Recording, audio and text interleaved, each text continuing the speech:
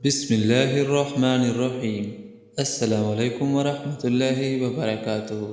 آج ہم ایک ایسے وظیفے کے بارے میں پڑھیں گے جس کے پڑھنے سے اور اس کے اہتمام کرنے سے انشاءاللہ الرحمن کوئی گناہ باقی نہیں رہتا۔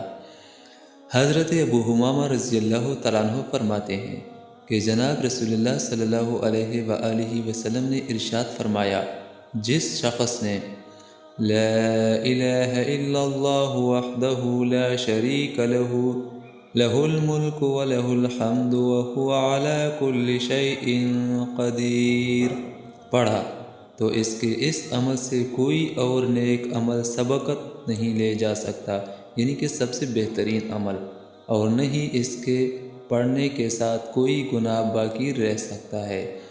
اس دعا کا اہتمام کیجیے، اللہ تعالیٰ اس پہ عمل کرنے کی توفیق نصیب عطا فرمائے۔